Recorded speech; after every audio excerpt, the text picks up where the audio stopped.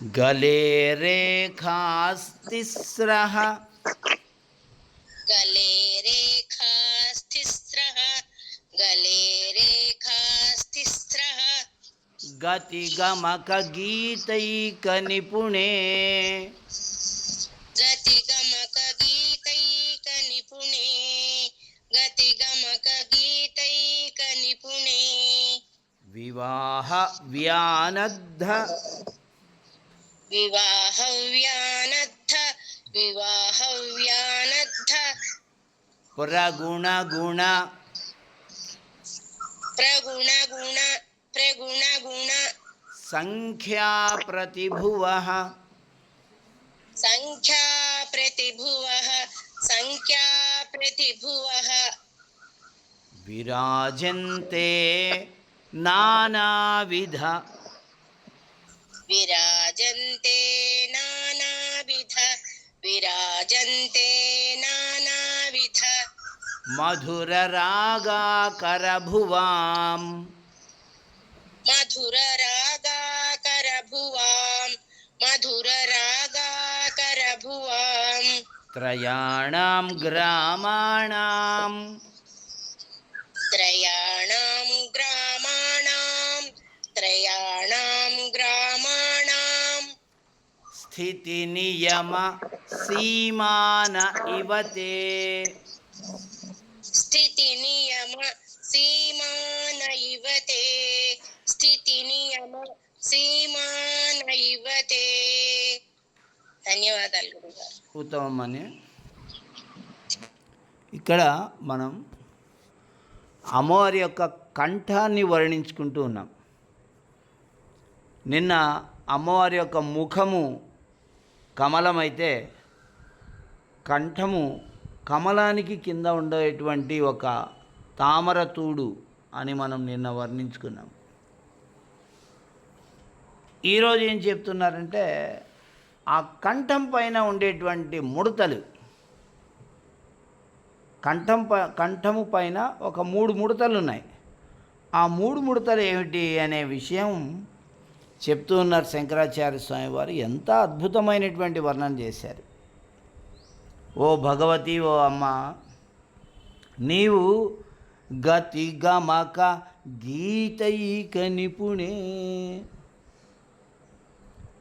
నీవు గతి గమకము గీతము అనే మూడింటి యందు అత్యంత నిపుణురాలివి, నేర్పు కలదానివి. నీకు ఆ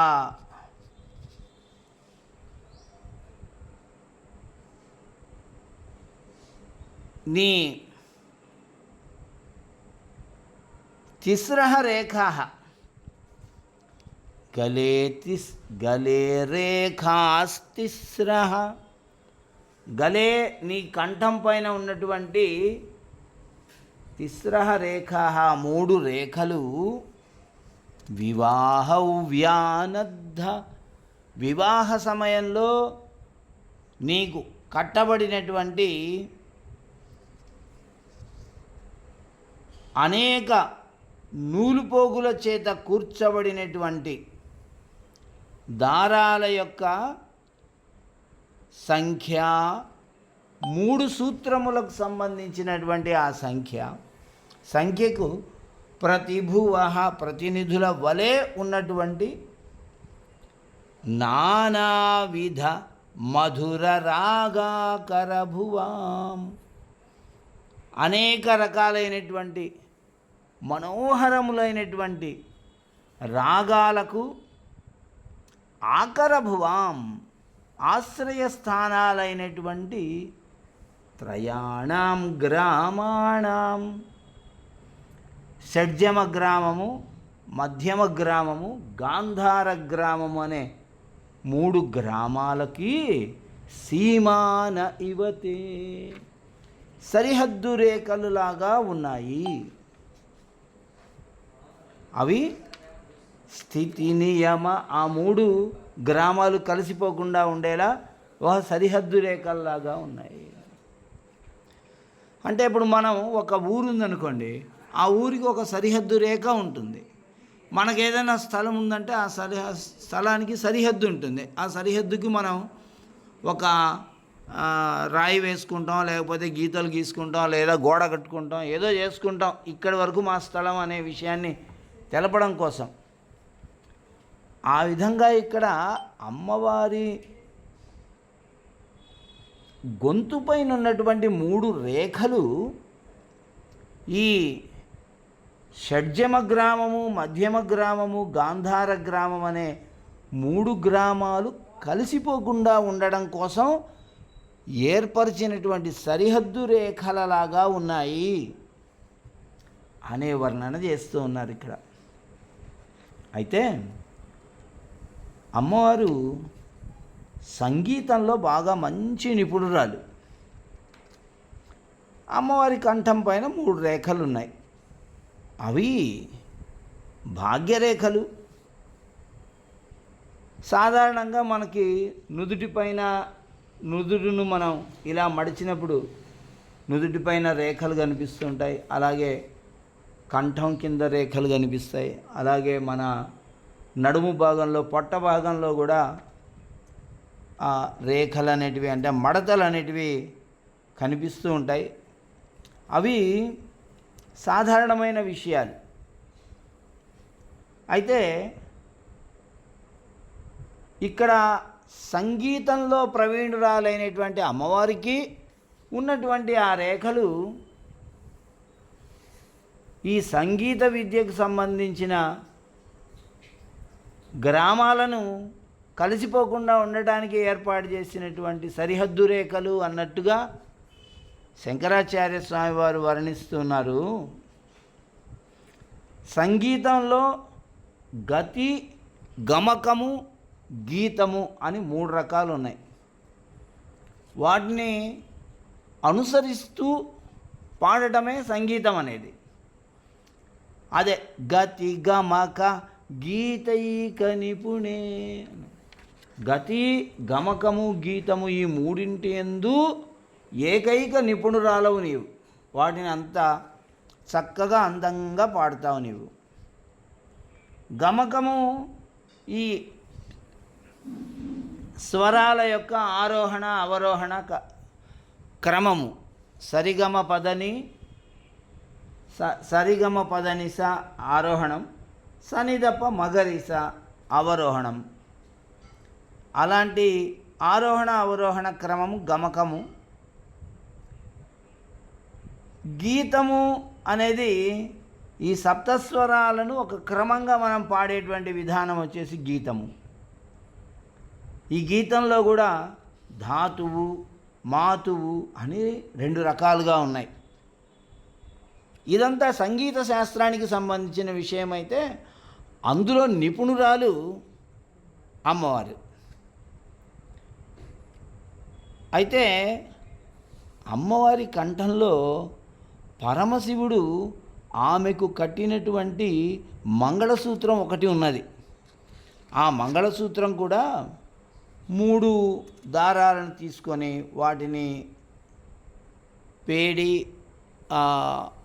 మంగళసూత్రం కడతారు.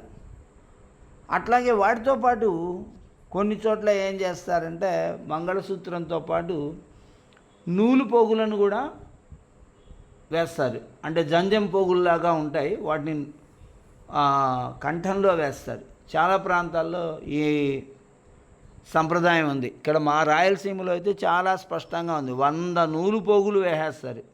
ఇంకా వాళ్ళకి మాంగళ్యధారణ ఉండదు.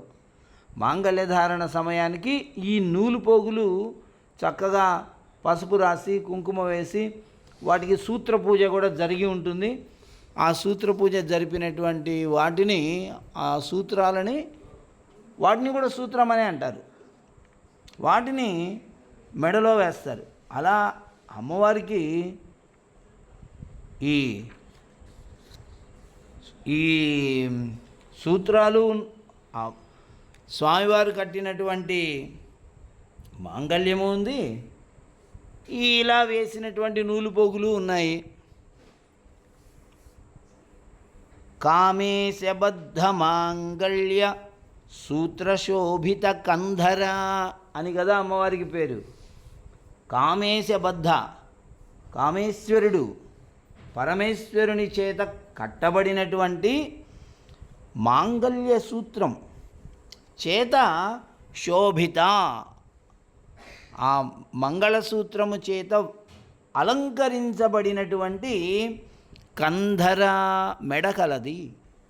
అమ్మవారి మెడ ఎటువంటిది అని అంటే పరమేశ్వరుని చేత మంగళసూత్రము కట్టబడగా ప్రకాశిస్తూ ఉన్నటువంటి కంఠము కలది పరమేశ్వరి. అటువంటి అమ్మవారి దగ్గర విరాజంతే నానావిధ మధుర రాగాకరభువాం. మధురమైనటువంటి రాగాలు, మృదువైనటువంటివి, మనస్సులను ఆకర్షించేటువంటివి అయినటువంటి అనేక రాగాలకు ఆ కంఠం అనేది ఆకరము, నిధిగా ఉన్నది. మధ్యమావతి, మాళవి, వసంత, ధన్యాసి, కళ్యాణి, మోహన, శంకరాభరణము, ఇలాంటి ఆనంద భైరవి, ఇటువంటి రాగాలన్నీ ఏ రాగమైనా కూడా దాన్ని చక్కగా ఆలపించగలిగిన వాడు ఉన్నప్పుడు అందరి మనస్సులను ఇలా ఆకట్టేసుకుంటుందన్నమాట ఆ రాగం అనేది. అటువంటి అత్యంత మృదు మధురమైనటువంటి రాగాలకు ఆకరమైనటువంటిది అమ్మవారి యొక్క కంఠసీమ. అయితే త్రయాణం గ్రామాణం స్థితి నియమ సీమాన ఇవతే. ఓ అమ్మ, త్రయాణం గ్రామాణం, గ్రామాలు అంటే పల్లెలు అనే అర్థం చెప్తాం మనం సాధారణంగా. కానీ సంగీత శాస్త్రంలో గ్రామం అనేటువంటి పదం మరొక అర్థంలో ఉంది. అది కూడా ఒక సమూహము అనేటువంటి అర్థంలోనే.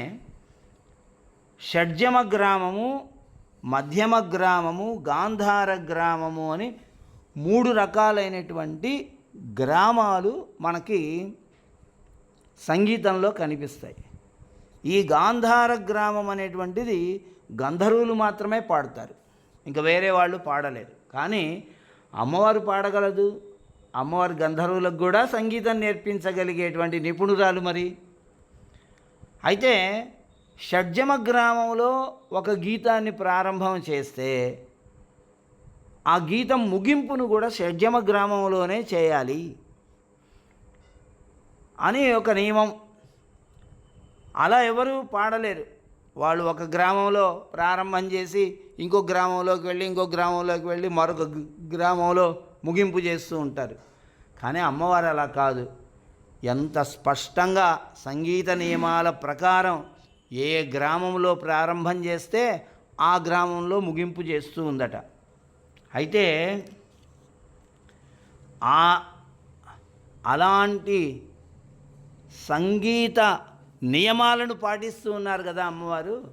అందుకని ఆమె కంఠం పైన ఉన్నటువంటి ఆ 3 రేఖలు ఈ సంగీత నియమాలను పాటించడం కోసం, ఈ గ్రామాలలో ఒక గ్రామంలో ఇంకో గ్రామం కలిసిపోకుండా పాడటం కోసం ఆ కంఠం పైన ఏర్పరిచినటువంటి సరిహద్దు రేఖలు అవి.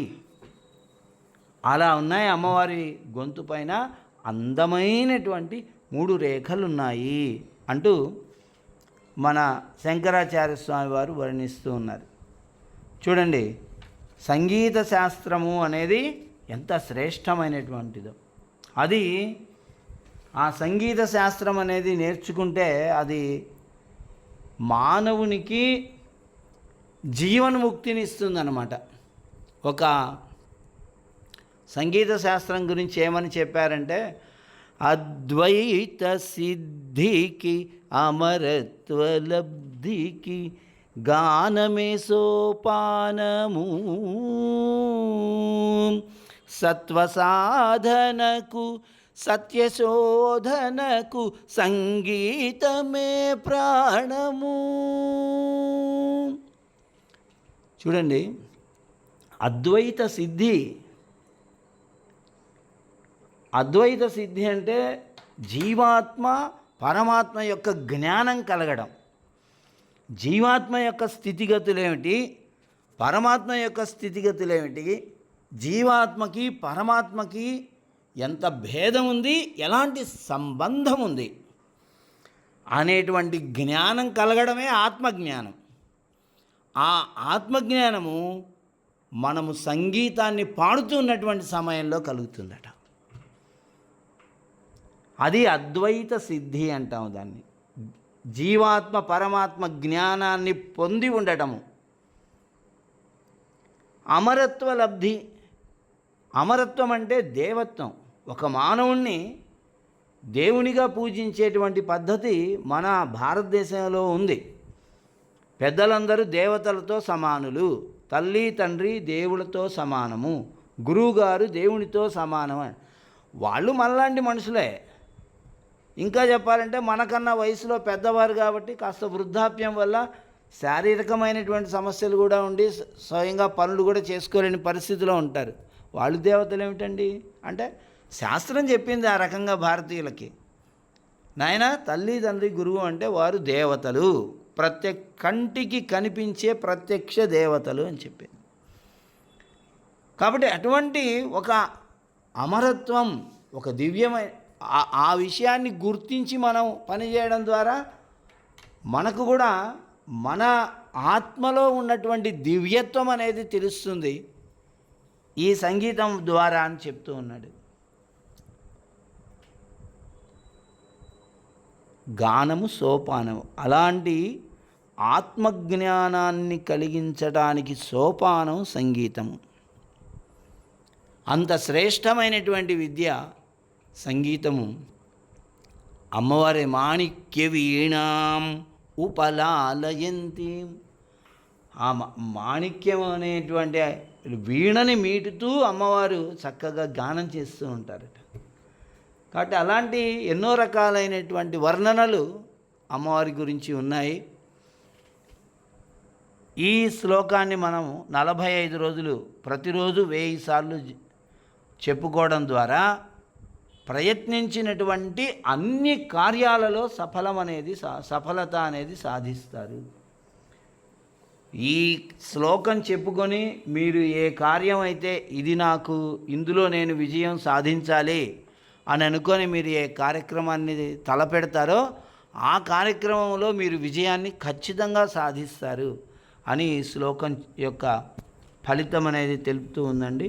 ఈ శ్లోకాన్ని మనం చదువుతున్నటువంటి సమయంలో తేనెని అమ్మవారికి నివేదనగా చేయాలి. అటువంటి శ్రేష్టమైన శ్లోకం ఇది. గలే రేఖాస్తిస్రః గలే రేఖాస్తిస్రః గతిగమక గీతైక నిపుణే వివాహవ్యానద్ధ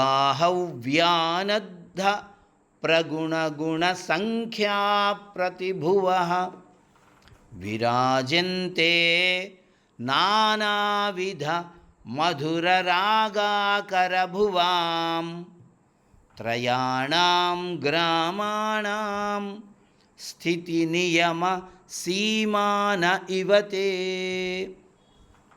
శ్రీమాత్రే నమః.